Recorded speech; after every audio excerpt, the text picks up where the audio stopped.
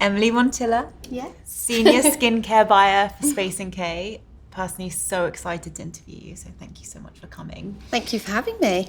I just want to quickly go through your CV. So impressive. Harrods, Feel Unique, House of Fraser, ASOS, and now Space NK. Yeah. How did you get into buying, and how long have you been in the industry? Yeah, I've been around quite a few of the UK beauty retailers. So I think I've been in the industry now for about 10 years in buying, and then for about 8 or 9 in beauty. And I got into it kind of by accident, which I know is like so cliche to say, but I feel like no one in beauty ever... I fell into it by accident as well. Actually sets out to be in beauty. I always wanted to be in fashion. I was like obsessed with magazines when I was younger, and always thought that fashion was the route that I wanted to go down. So I didn't want to go to uni, was like done with studying, just didn't want to do it. So I found the Fashion Retail Academy. Okay. So I studied there, buying and merchandising, because then the job description of a buyer was shopping for a living, right, essentially, which it's far from. And so I went there, and it's all run by ex-industry. So they have amazing connections. Does it still exist? Yes, yeah. Okay. Still exists. And Space NK have really good connections with the FRA because it's all run by ex-industry. So in my internship, you have to do like a period of internship in my course, and I went to Harrods. And I started off in the glamorous world of men's socks, underwear, nightwear. And basically just started from there, fell in love with it, loved the team. They asked me to come back.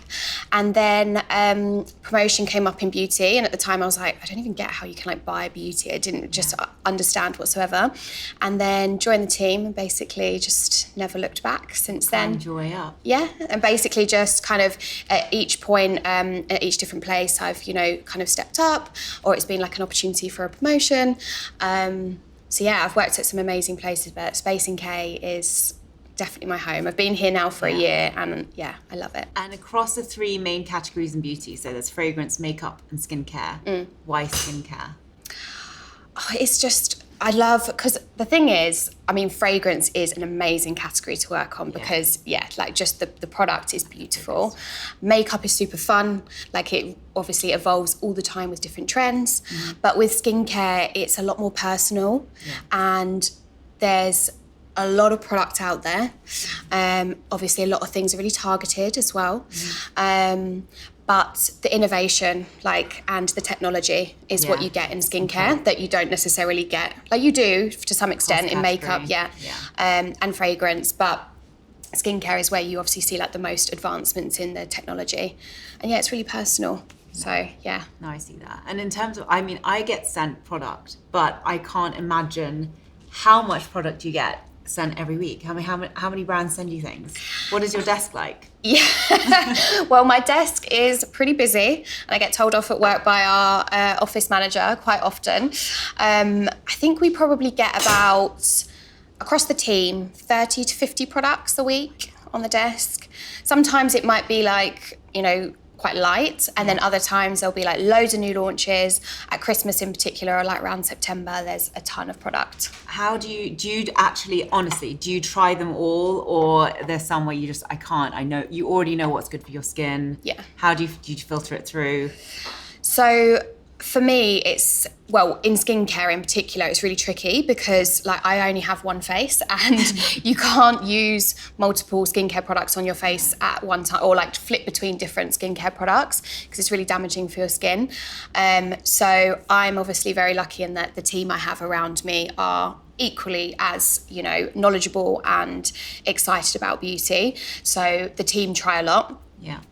But I don't incorporate it into my routine unless it's something that is actually I need for my skin. I find also, just to find out whether the efficacy of a product, you have to literally incorporate it for at least 3 to 5 days to see if it's actually working. And longer term, really, for skincare, it's at least a month. So that it's impossible for me to exactly. So the team helped me out massively with that. And in terms of, speaking of excess product, of course there's lots of trends, and specifically on social, so TikTok, Instagram. How have you seen that? You've been in the industry for 10 years. How have you seen TikTok and Instagram change the landscape of just demand and for skincare specifically? Yeah, skincare, it's an interesting one. So it's almost in the same way in which we were saying, like makeup, you have trends, and it changes all the time. Hair care, you have trends, fragrance to some extent. And skincare has now almost become like a trendy product. Like there's products that become really popular instead of what it actually is, which is a needs-based product. So that has really obviously changed the demand in which we've seen. But on the flip side, there's obviously like the really great side of it, which is that like, you know, people have access now to dermatologists on TikTok that otherwise they wouldn't be able to afford to go to or don't have the time to go to. So there's that education side of things as well, which has massively And when something helped. goes viral, do you automatically see that on Space in the sales? Does it just go through the roof? And you're out of stock? Yep. I mean, is that what happens? So you go through the roof, out of stock, you call the brand, you need to buy in more. I mean, talk us through what happens. Oh yeah. Are you able to share an example? I don't know. I think a really good example, and this like obviously blew up on TikTok, was Drunk Elephant's bronzing drops, which are a skincare product. They're a serum. They're an anti-pollution serum. But I think it was Alex Earle on TikTok who kind of like blew them up and made them famous. But yeah, they just sold out instantly, everywhere sold out. And then the issue is that, you know, you can't forecast that, and you can't forecast how much demand there's going to be, even from the brand's point of view. So because you're, you know, if you've only got a small amount to start with, you never know the potential. And so the brand have actually got to produce more. And we always laugh from a buying point of view because we're like, well, just make more, like it can't be that hard. When actually there's obviously a lot that goes into it. So yeah, it's a constant cycle, and you can't forecast when things are going to go viral. You can obviously sense trends, but like specific products. Are there any trends coming up for the second half of this year that you think, or there's a gut feeling? Yeah, definitely. So K-beauty is definitely having a comeback. I think, I mean, it definitely didn't go away as such, but it had a huge moment in the UK, probably, like 4 or 5 years ago. Everyone was talking about K-beauty, and then things kind of moved on. But we are... K-beauty, just for those who don't know, Korean beauty. Korean skincare. Yes, exactly. And we're definitely seeing that coming back. I think, again, talking about TikTok and customers having so much more access to information, I think they really now understand that the technological advancements in skincare really do come from Korea as one of the key places. So we're seeing that come back. Do you stock Korean brands on Space NK? Yes. Okay. Yeah. We've got a few, and then we have a few more in the pipeline. They're coming. Yes. Okay, yeah. And in terms of just, you know, you're mentioning trends and as soon as things going viral, specifically Space NK and Sephora. Super popular destinations for beauty enthusiasts of all ages. There's been a lot of bad press around teens coming into stores, using up all the testers, which I know from brand side can be quite costly, leaving a mess. So there's not a great reputation for them, but obviously they're also the future of beauty. So how is Space NK managing this and actually creating a more welcoming environment for them versus all of this, you know, bad backlash? It's really tricky. It's super tricky. And also it's really delicate as well, because, you know, it's a tough situation to manage, because, you know, whether a customer's coming into store because they just want the packaging so that they can show it to their friends on Snapchat or TikTok, or whether actually there's a 13-year-old girl coming in with her mum because she actually suffers with really bad acne and skincare issues, they all deserve the same level of, you know, respect and service level as well. Yeah. So it's really difficult to manage, but at Space NK, the biggest thing is about opening that conversation and, you know, giving the customer education, creating a really warm, inviting environment in which the customer feels like they can ask questions. I mean, I probably never would have asked a question, but honestly, they do. Like, when I've been working in store before, they love asking questions. You know, Space & K are renowned for their staff and the understanding that they have on skincare. So it's just about trying to direct that customer into the right place. Same as you would do with any customer coming in, even in their 30s or 40s. But yeah, it's a constant sort of evolution. I mean, the Space & K staff, when I come in to get a foundation, they know exactly my shade for any brand. It's phenomenal, the education that they have compared to any other retailer. There's going to be a lot of brands and people who actually potentially want to found their own skincare brand. What is the process of you testing and selecting brands to stock at a retailer? Not necessarily just Space & K, but any retailer.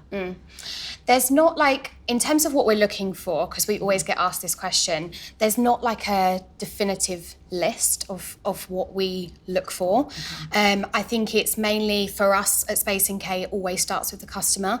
So we will only look at brands that we know that the customer are either asking for, we know they're going to want it next, or it's an upcoming trend. But essentially how it works usually is we don't usually test the product first. We usually have a meeting with the brand, because the thing is, especially in skincare, is that, you know, there's so many great products out there, or good products out there, that it's not enough to just have a good product. It has to be a great product that works, but also that it's about the brand and the brand's universe, what the brand stands for, who's it founded by, why are they doing it, you know, what do they actually want to put out into the world? And that's kind of what we look at from an initial standpoint. And are you having, and there are so many elements, you know, environmentally friendly, clean, cruelty-free, sustainable, effective, diverse. There are so many tick boxes. Does a brand have to have all of them? Or are you now looking, well, this is just now a prerequisite? Yeah, exactly. I think customers are very, very confused, to be honest, on what clean or environmentally friendly actually means. And so those customers whose, you know, that is really true to their heart, that's so important for them, they will be doing a lot more in-depth information than just a brand sort of labeling that they are clean or environmentally friendly. Exactly.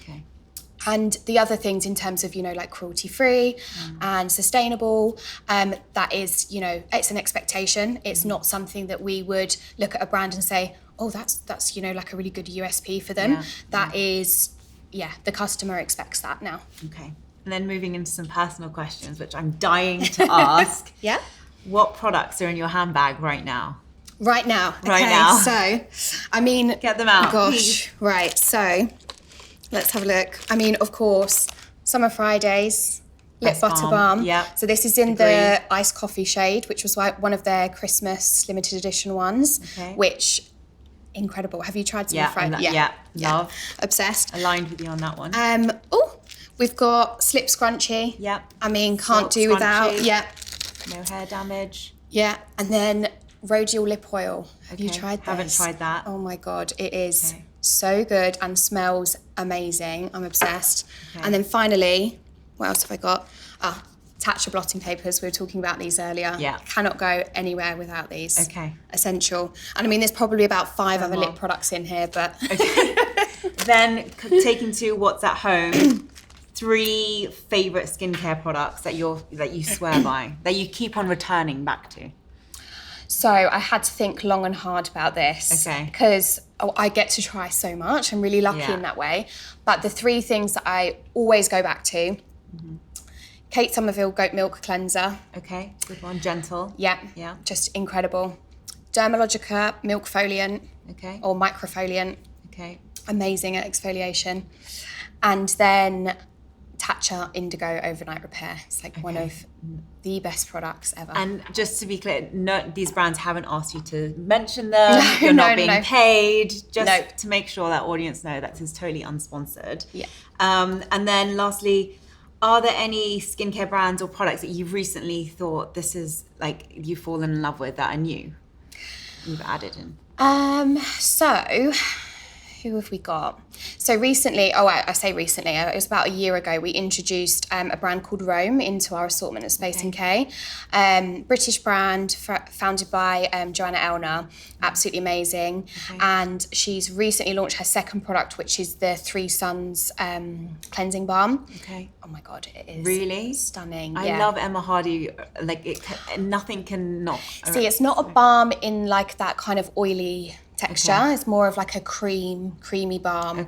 It takes off your makeup beautifully. It's super nice. And then actually something that I'm obsessed with is the Obagi lash serum. Cannot get enough of that. It is so good. And one question, sorry, I want to ask you so many. LED masks, yay or nay? Definitely yay. But only if you're going to be consistent with it. Admittedly, I'm quite inconsistent, and also I can be quite lazy. So for me, I don't use them because I'm not consistent enough to see the benefits. But if you are going to be consistent, they have incredible benefits. So from like blemish prone skin to also reducing fine lines and wrinkles. Also, it's that bit of downtime as well that you can just relax. And just what do you do after, last question, end of the day, long work day, you've commuted back home, what are you doing beauty-wise? What, all my steps? Well, not all your, don't have enough time. I mean, I spend a lot of time on my skincare routine, and that's not necessarily because, you know, I want to use all those specific products, or I want to see the benefits. Self-care moment, indulgence. Exactly, ritual. Of all those products. I mean, I do, obviously, but I really take my time with each step, because, it's a time for me to actually unwind from the day before I get into bed, because we're always on our phones, always doing something, and you can't be on your phone while you're washing your face. So it's just taking that little bit of time out for me, and it just feels like, I mean, I'm big into like meditation and yoga and manifesting, and it just feels like I'm nourishing my body and like doing it justice, essentially. Perfect. Thank you so much. Thank you. I know you've got to rush, so thank you so much for joining. No, thank you so much. I loved it. I could talk beauty. I now want to day, literally add all to day. cart, so if no one else buys them, I will be. So yeah, thank you so much.